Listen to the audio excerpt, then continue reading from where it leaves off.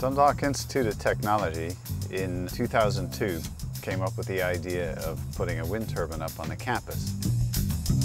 It had never been done before anywhere in the world at this scale.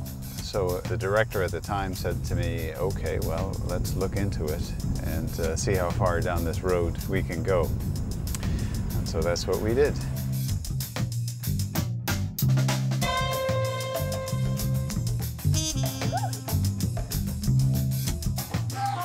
We had what was called a turnkey contract. So we put together the bid documents and we asked one supplier to do everything. And so that price was exactly €1,127,000, and that includes 13.5% VAT, which we have to pay. So really it's a bit less than €1,000,000 without VAT. The payback time of the wind turbine is about 7.5 years, assuming that the price of electricity doesn't rise at all in the next number of years, which of course it will. That doesn't include any grants, and we actually got a substantial grant for about 1/3 of the cost of the project from Sustainable Energy Ireland. So if you account for that, then we're talking about the wind turbine paying for itself in reduced electricity bills by within 5 years, less than 5 years.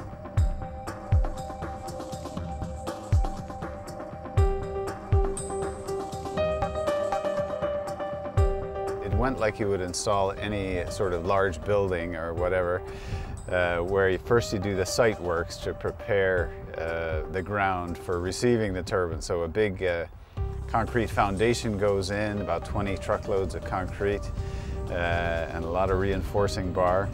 And actually the very bottom section of the tower is embedded in that. And so, as usual, that took a couple of months, and you didn't have much to show for it. There was just this little bit of a tower sticking out of the ground. And then over the course of 3 days, the turbine was erected. There were 5 big truckloads came in, 3 tower sections, 1 truckload for the blades and 1 for the box at the top, which is called the nacelle. And that was erected in 3 days, and it would have taken only 2 days, except the second day was rather windy, and the crane, it was unsafe for the crane to lift on that day.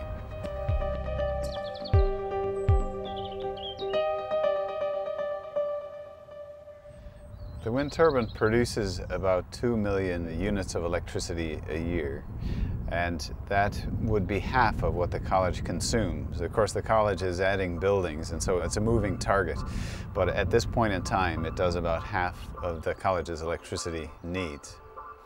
And that's worth about €150,000 per year. The wind turbine, by operating, means that some electricity station somewhere doesn't have to burn fossil fuels. And so we offset the production of about 1,000 tons of carbon per year. That would be maybe 1/3 of the college's carbon emissions if the wind turbine wasn't there.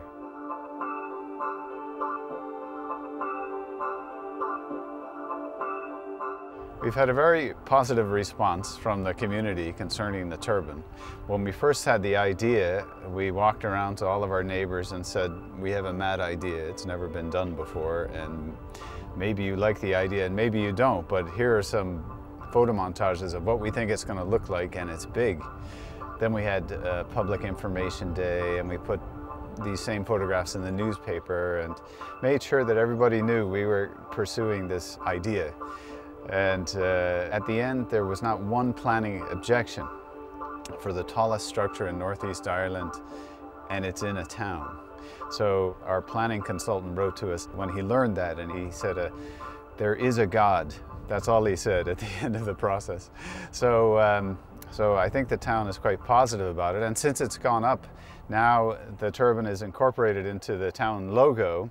The subtext of the town logo, it says Dundalk, feel the energy, and the L in Dundalk is a stylized wind turbine. So I think the town is pretty pleased about it. Wind energy is a huge resource for Ireland and will play a major role in Ireland's energy future. We have so much wind power, that even if a small part of Ireland has wind turbines on it, we'll be able to provide a substantial amount of our energy needs. And the way the planning process has been working so far, about half of the wind projects make it through planning and half of them don't. And I think that's entirely appropriate, and I think the planning process is doing its job.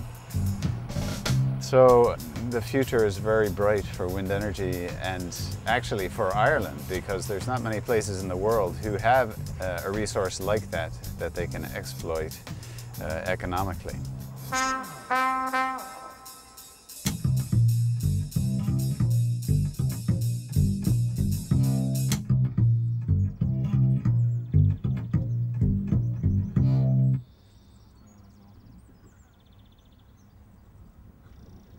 Okay, we broke it. You killed it.